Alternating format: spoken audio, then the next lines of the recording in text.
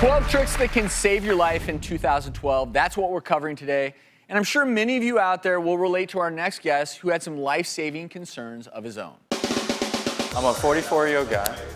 I consider myself a healthy person, and I have a strong history of heart problems in my family. My grandfather had 3 open heart surgeries, and my father passed away at 52 from heart disease. I'm proactive when it comes to my health. Is there a non-invasive test that I can take to help determine if I'm at a risk of having a heart attack? We sent Thomas to Dr. Daniel Berman, Chief of Cardiac Imaging at Cedars-Sinai Medical Center, to see what he would recommend.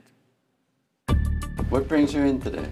I have a history of heart disease in my family. I have a very high stressful job, and I have 3 young kids, and I want to be around to be there for them. I wanted to find out if there's a test we can do to find what my risk factors are. You're a little young for this test, but because of your family history of premature heart disease, it's a reasonable thing to do. What we're going to do is called the coronary calcium scan.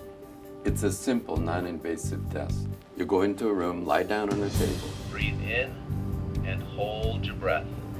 And during that time, we take the picture, and then you're done. Tom, you're all done. Good job. Well, I'm joined by Dr. Daniel Berman and his patient, Thomas. Thanks both for coming. I can't tell you how common it is for a male your age, mid-40s, family history of heart disease, concerned. And it's always smart to be proactive. Now, you're using coronary CT imaging to look for calcium buildup. Why are we doing that? Half the patients who have heart attacks or strokes have no idea that they have the condition before something occurs. And the standard testing that doctors do in their office just isn't accurate enough in order to detect early heart disease. So you're literally taking images of the arteries in Thomas's body looking for calcium buildup? Exactly. And let's show everyone how calcium buildup occurs in your arterial walls, because let's, as an example, say that you have high cholesterol. And pretend, if you will, this is part of an arterial wall. There's cholesterol in here. There's white blood cells. Well, we always talk about plaque rupture. When plaque rupture occurs, that's when you can have a massive heart attack right then and there, because it ruptures and all the platelets adhere and blood flow doesn't occur to the heart muscle. That's why you have a heart attack. But your body naturally wants to protect this cholesterol buildup. The white blood cells come in, so your body forms this calcium deposit all over the plaque. And as that calcium builds up over time, Dr. Berman, it can literally prevent and minimize blood flow to the heart, to the brain. And so explain exactly what's going on inside the arterial wall here. Well, see, what happens is that cholesterol leaks under the surface of the blood vessel, and then it's seen as a foreign body.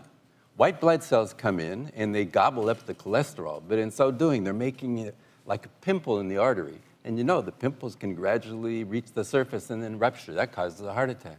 So the body sees that and surrounds that pimple-like structure or that plaque with calcium. The calcium is protective. So you're using these CT scan images to measure calcium levels. Who do you recommend this study for? It's recommended in men who are over 45 or women who are over 55 who have at least one risk factor for coronary artery disease. This test does expose you to radiation, so if you're concerned, obviously discuss it with your physician.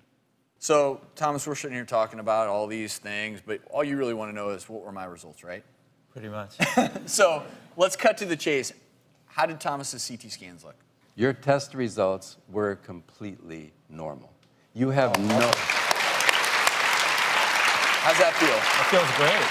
Yeah, it's awesome. You've got no calcium in your arteries.